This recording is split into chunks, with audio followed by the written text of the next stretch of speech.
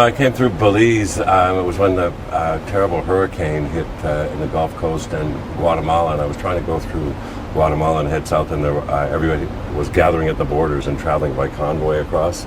And I thought, okay, if things have gotten that hard, I'll turn around and go the other way. But one thing you did develop in that time was an absolute love for motorcycles. Yeah. And I know that you drive your manager crazy because you like to ride your motorcycle between every Well, gig. after all these years, it's one part of the tour that really keeps me interested and challenged. So when I get the itinerary, I'm not so much looking at the shows as the days off. Oh, I can go there and there. Because this country, the back roads and small towns of this country are endless source of fascination. Just every tour I discovered, this tour for some reason Arkansas, because our itinerary goes a different way every time, of course, following the dartboard of itineraries. But I happened to cross Arkansas 2 or 3 times, and it's my new discovery this tour, how beautiful the motorcycling roads are in Arkansas. Last tour it was Pennsylvania, the tour before that Virginia. What is it about the motorcycle that draws you to it to the point where you won't fly with these guys? I mean, as handsome and lovely as they are, you don't want to travel Glad you with put them. that in there. you take your motorcycle. Yeah, well, it's just like I said, for me, challenge and enjoyment, and a way to make touring much more enjoyable. So you guys are pushing 60 now. 57 years old. I would just say turned. late 40s. It's 40-17 Late middle age. last month. Well, 50s, the I late hate- 50s is the new late 40s. Yeah. Right? I hate to break it to you, from a guy who's in his early 50s, you guys are beginning to get close to that magic number. Just turned 57, just turned 58. Now is a time when you look back on life, and as Solomon did in the book of Ecclesiastes, if you will, if you want a religious reference, and you say, has my life had meaning? And when you look back on it, has your life had meaning? Yes. And what does that? We've been busy anyway. Yeah. It's hard to answer that question, for a lot of reasons. But certainly, when you come out here and you play hard and you do a good show and you look at all the people in the audience and you see them smiling and you see young kids singing lyrics and people in the meet and greet that tell you that something you did gave their life comfort or some meaning. The quote from Bob Dylan, I think, Yeah. is really good on this. He said, the only thing you can do for anyone as a stranger is inspire them. What else can you do but inspire them? And we look out every night when we're playing and see people who are inspired by what we do, and we hear from them and letters from them. And as our audience has grown older, they become active in their fields, whether they're writers or artists or athletes. And we hear back of our part in inspiring them to elevate their own lives in that way. So I think Bob Dylan nailed it. What else can you do as an artist but inspire someone? Well, that's about the highest goal. Alex, what is it that gives your life meaning? Sinking a 40-foot putt. There are so many things that I was going to give. feed you that. Yeah, so many things. I mean, what we do. But that's a transient pleasure. Yeah. Because you It might not is. sink, Don't last long the at all. next 6-footer. Life is made of Exactly. transient pleasures. No, I'm just wondering what it is that gives you satisfaction. Is it coming out here and playing the music? Is it recording the music? Is it family? Is it friends? Well, What is it's all those things. Playing a great show gives me immense satisfaction. Every night I look forward to playing the best that I can. And that we all play the best that we can and come off stage that way. I look forward to spending every second I can with my grandkids, with being with the rest of my family, with playing golf, with all those things. A measure of life is all those things, how successful you are at home as family people, as we have all been as well. And cooking a good meal for your family is satisfying as playing a good show for an audience. They're on different levels, but they all contribute to your sense of accomplishment and meaningfulness. But you're all involved in philanthropy as well. What's important to you as far as your philanthropic pursuits?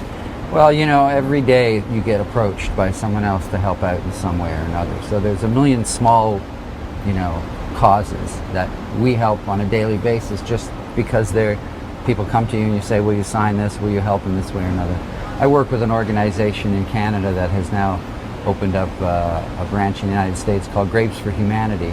And we began by raising money for landmine victims around the world. And that's been very gratifying for me, and it's expanded into just helping people in need, period. So for someone of any kind of celebrity, if you want to help, there are myriad ways to help. You just have to want to do it. And find the personal ways too. I got a letter from a cause in South Africa that I contribute where you build houses. For $1,000 you can build a house for somebody who lives in one of the projects in South Africa. And this big picture of this family in their new little wooden house holding up, thank you, Neil. You know, and you see this family with the first house they've ever had, and it was so. And how are you struck by that? Well, that's gratification. That's meaning. If that isn't meaning in life, to have improved someone else's from living in a cardboard box to building them a house, you know, and a picture of them smiling with a sign made in crayon, thank you, Neil. I mean, that's a beautiful small example of having made a change that can only make you feel good. And Alec, what's an important way for you to give back? I mean, you have achieved so much success. Life has given you so many things. How do you give back?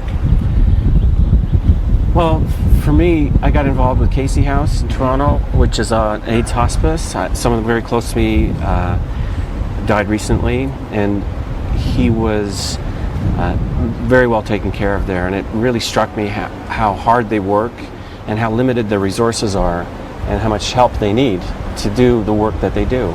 So I did not only financial assistance, but I played at an event that they had at Casey House, and I stay in touch and I continue at Christmas time. My wife and I go down. We bake stuff for all the residents there.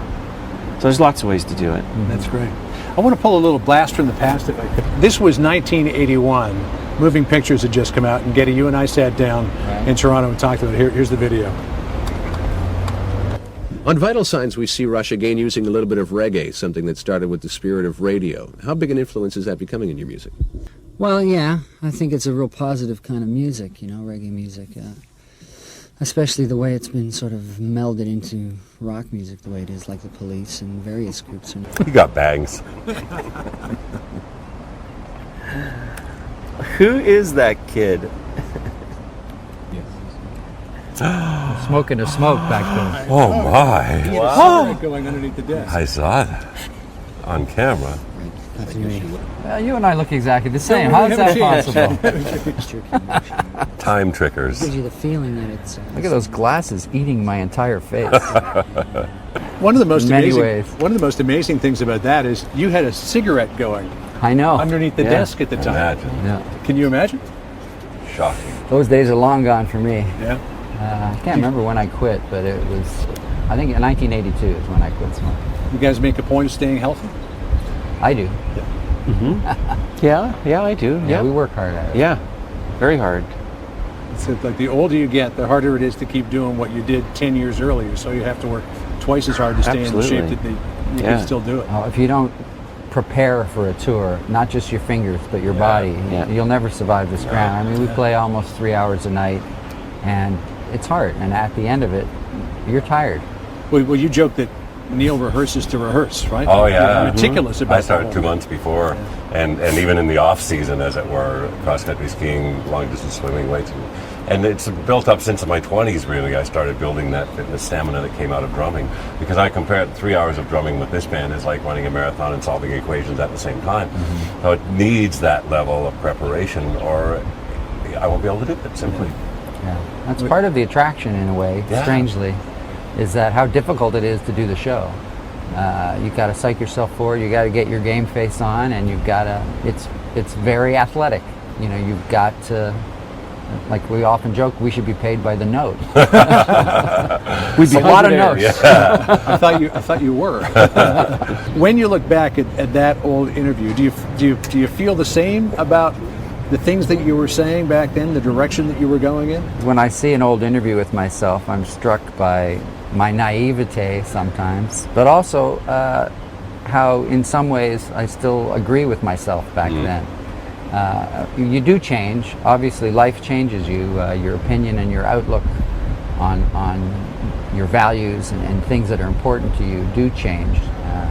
But there's talking about the music and what made us write that music has not really changed that much. So you musically, at least, you had your head screwed on pretty well back then? Well, I think so. Not everyone would agree with that, but it doesn't feel that dissimilar to the way we look at writing music now. It's interesting that you can maintain that consistency over that period of time. Well, yeah, life should be growth, really change.